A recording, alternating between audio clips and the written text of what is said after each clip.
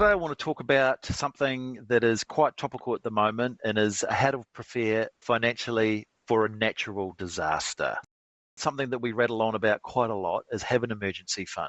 When things do not go as expected, having no money makes it worse. So this is just another reason to make sure you establish yourself an emergency fund. What is an emergency fund? The best way to do it is to take your fixed expenses over a period of time and save that much money. So if your fixed expenses, for example, for your rent and your power and your internet and all the things that you've got to pay for come to $1,000 a week, 12 weeks is 3 months, $12,000. If you can save 6 months, $24,000. Just have it somewhere that's ready to access, because I can tell you, a natural disaster, you will need money.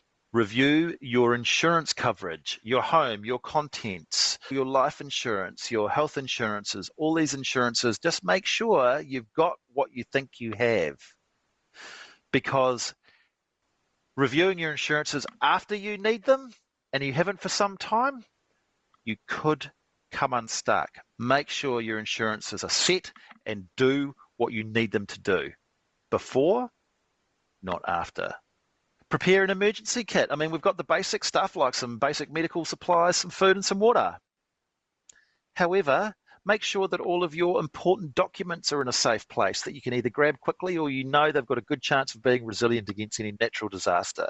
Any passports, birth certificates, any important legal documents, any important medical information, have it all in one place, ready to grab, really quickly. Make sure you know who your service providers are, for example, your insurance companies, and make sure you have a way to contact them. Perhaps bookmark their websites and contact sites on your phone so that you've got easy access. Keep a file somewhere in your phone that lists all your insurance companies and what it's for. It's easy for it to get lost in the noise. Take photos of all your important information. If you're prudent with your contents insurances, you would have done this already. I can tell you that insurance companies can be a little bit difficult if it's difficult to prove that you actually owned something that's now destroyed or no longer with you. So please take photos, keep them all in your file of emergency stuff, your contacts, where everything is, and photos and documentation of important items. If you have an emergency fund, your life's going to be easier should a natural disaster hit. If you're prepared with an emergency kit for the usual stuff like food, medical supplies and water, as well as important documentation, have it in the same place. Make sure your insurances are up to date.